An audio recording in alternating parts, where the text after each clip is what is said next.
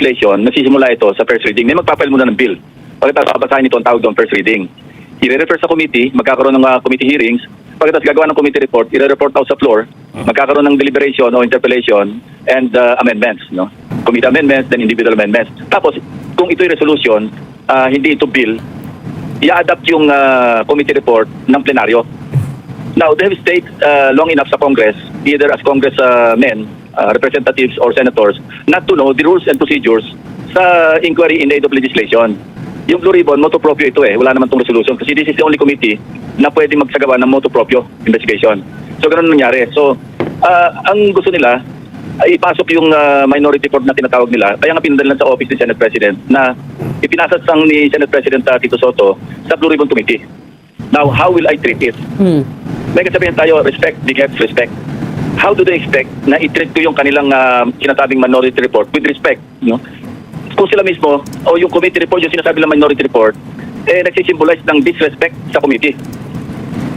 So, di ba, napaka-unfair naman na dinisrespect nila sa pamamagitan ng minority report na pinipreempt yung final committee report ng Blue Ribbon regarding the same issue or issues tungkol sa flood control project. So how do they expect me na i-treat with respect yung halang dokumento? I won't even dignify. Kaya sabi ko nga kay Senate President na tama yung ginawa niya, ni-refer sa akin. Ngayon, anong gagawin ko doon? Anong disposition?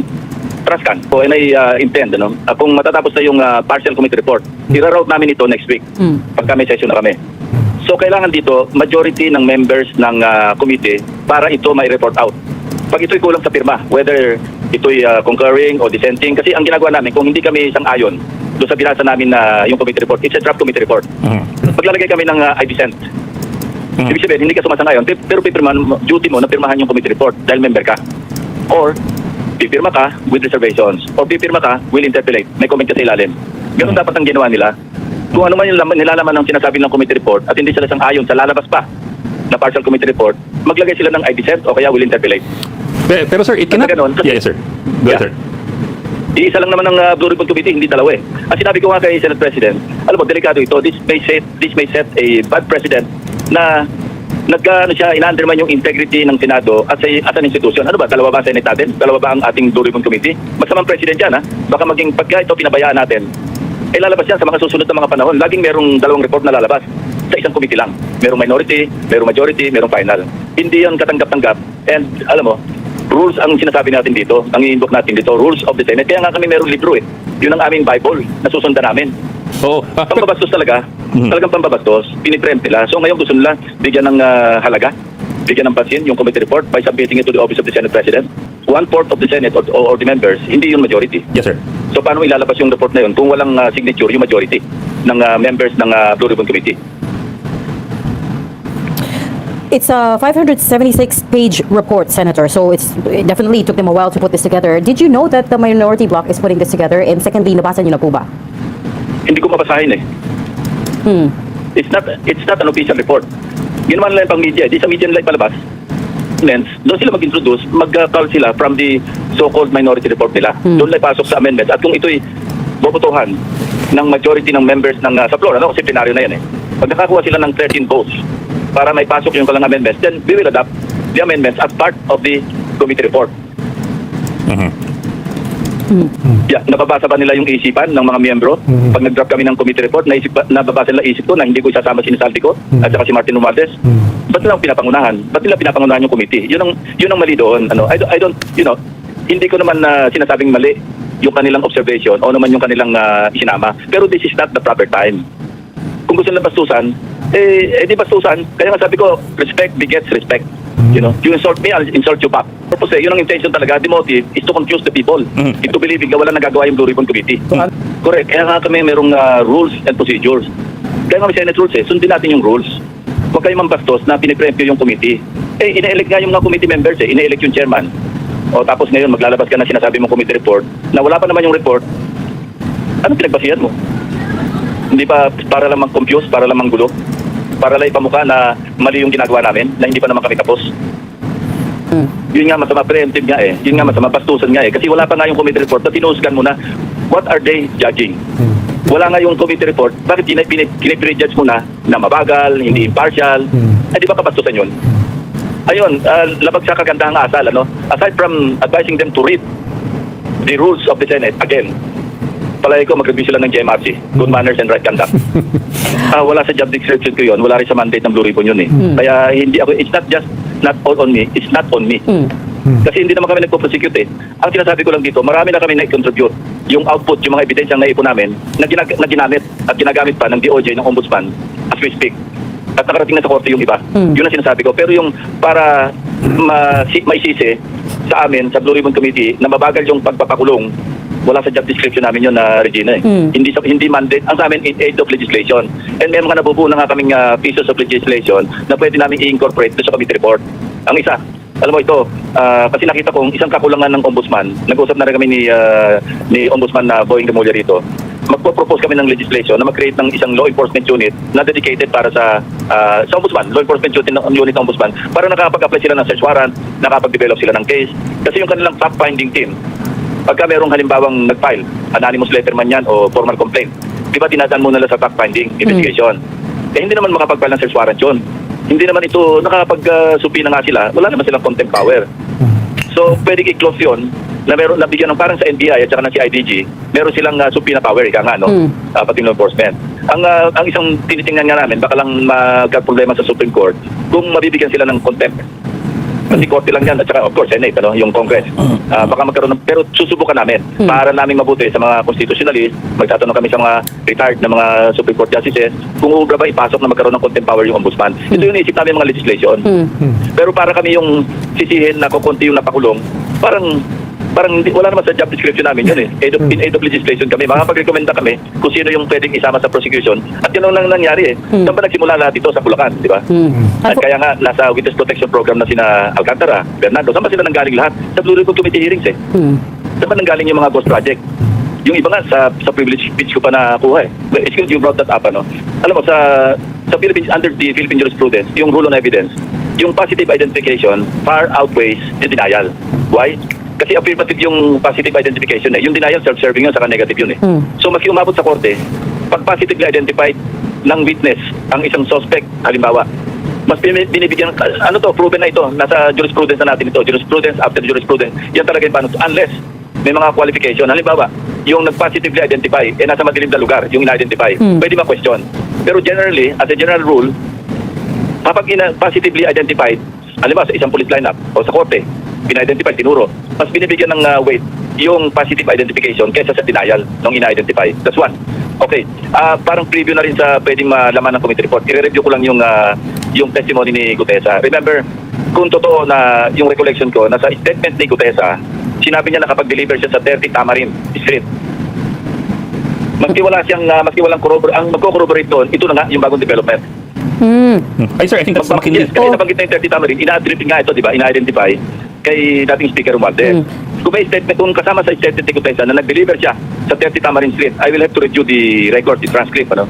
Sir, hindi That's a lot, ano? hindi yata yung 30 Tamarin Road House. It's Yes, sir. Hindi, kaya sabi ko re-reviewin ko eh. Gutesa. Sabi sa akin na nabanggit yung 30 Tamarin, I will have to review that. I will have to review the transcript. Sabi ko lang kung sa statement, sa testimony ni Gutesa, nabanggit niya nag-deliver siya sa 30 Tamarin. At ngayon sinasabi nitong mga bagong witnesses na yung 30 Tamarin, di umano. Although ang deed of sale, kasi pinadala na ko ni Miss Doris Magsaysay siya kasi yung original owner, yung former owner. Kaya naman ako naging curious dito kasi tatlo na yung nagsasabi sa akin na bakit hindi nyo tingnan, Senator, yung bilihan ng bahay sa South Forbes na sinasabi nila nakapront doon si Diskaya. Kaya nung chinek ko, nung nakausap ko si Doris, pinadala niya sa akin yung copy ng deed of absolute sale. Ang pakiusap niya lang kung pwedeng wag nang i-reveal yung amount, yung purchase price. Kaya hindi ko binanggit eh. Now, niliwanag niya na hindi sa pangalan ni Diskaya kasi Golden Pheasant Holdings Corporation. Correct. So I went further, chinek ko ngayon kung sino ba yung incorporators o stockholders ng Golden Pheasant. Ang isang interesting name na lumabas doon, Jose Raulito Paras.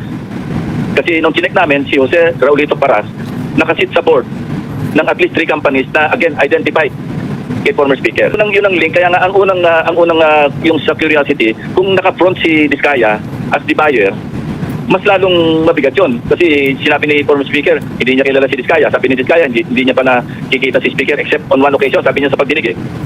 Pero hindi ganun na lumabas. So without further, kung sino si Paras, yun ang link ngayon.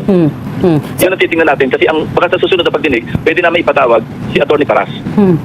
Kasi kung sasabihin niya, hindi, akin talaga yan, sa Golden Peasant talaga yan, at siya naman yung major stockholder, if I am not mistaken, parang more than 90%.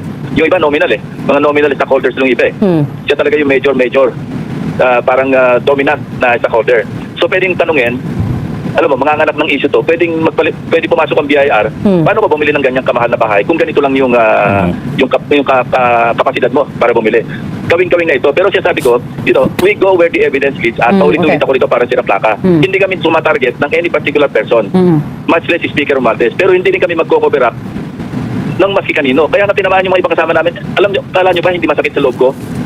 Na si Senator Bong Revilla, nakasamahan ko dati. Kala niyo ba hindi masakit sa loob namin na sina Joel Villanueva, sina Jingo Estrada at yung mga ibang nababanggit makakasuhan? Masakit sa amin yun. Pero ano magagawa ko? Yun ang lumabas sa ebidensya. Para pagtakpan naman namin yung ibang mga personalities. So, huwag na lang tayo mag-imbestiga. Pinadala namin siya ng show cause order kasi sinupina namin siya nung Lunes, hindi siya dumating. So pag hindi siya nagsabit ng show cause order o kung nagsabit man siya at hindi satisfactory sa pananaw ng mga sa analysis ng mga miyembro, pa-issue namin siya ng warrant. Along with sabi ko, at yun din ang isang nakita namin paraan, no? Kasi hindi umover yung extradition kasi wala tayong extradition treaty with Portugal. Ang meron tayong extradition treaty, ang pinakamalapit, Spain. 2004, I think. Pero, maski merong tinag-aralan ko rin to, maski merong multilateral agreement among the European nation countries, pag external, hindi sa loob, hindi internal do sa EU, ang nagre-request para ipadala yung isang fugitive, hindi layo honor. Kasi ano ba, ang requesting party, Pilipinas. So idadaan natin sa EU o kaya sa Spain. Magre-request yung Spain sa Portugal, ipadala nyo rito para ma-extradite namin, hindi layo honor. Ang agreement nila is internal among themselves. Kung ang Spain mismo ang nagre-request dahil may kaso sa Spain, yung tao, o maski anong member ng EU, ipapadala nila. Ang isang route na nakikita namin ngayon, kung ma-issue namin siya ng legislative warrant, pwede namin idaan through the IPU. Kasi ang Pilipinas, member ng Interparliamentary Union. Nag-attend nga kami dyan eh. Yung Portugal, member din ng IPU. Baka pwedeng through the IPU, pwede naming ipakiusap na i-deport dahil meron namang red notice list, nasa red notice list ng Interpol, si Saltico. Kaya lahat ng paraan, kaya yung pag-ano sa amin na pinoprotektahan kami, that's really too unfair. Because we're going the extra mile para makatulong sa investigation ng Executive Department o ng Ombudsman. Kaya wag nila akong pagbibintangan na pinagtatakpan. Napaka-unfair noon, hindi lang sa akin, pati sa mga ibang members. In-invite na namin, kaya nga subina na pinadala namin. At ang pinadala din namin ng show cause order.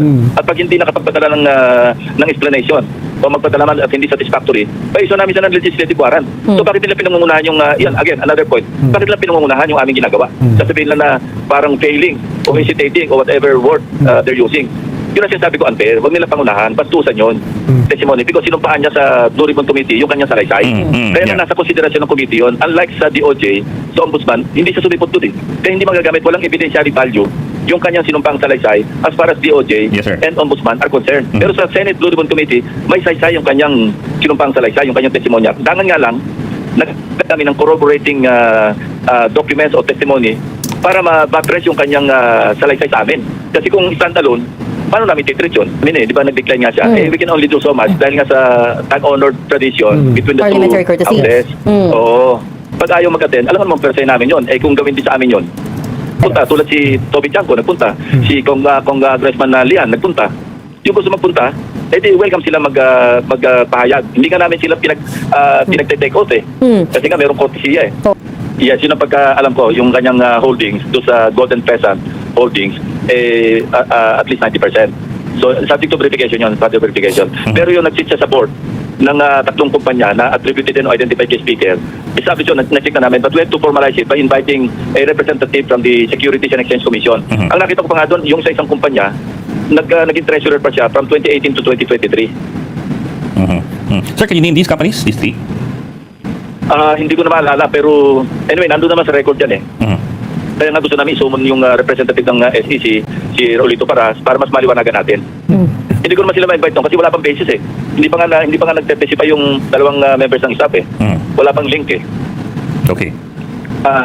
Sarili lang opinion yun, kaya nga hindi ko binabasa kasi ayoko ring may influence kapag dinadraft na kasi ngayon eh. Para nasa ganon, kung gusto lang sabi ko nga kanina, no, pagdating ng period of amendments after ng debates, input nila, ipasok nila sa amendments. Yung gusto nila ipasok. At pagpuputuhan namin yon, each and every amendment, kung tatanggapin pa ng subsidiary o hindi. Pag tinanggap, wala akong choice kundi isama yung kanilang, yung kung ano man yung nakalagay ito sa kanilang minority report. Pero pagka hindi tinanggap ng majority, meaning 13 members, sorry na lang sila. Yun ang rules, yun ang procedure sundin natin.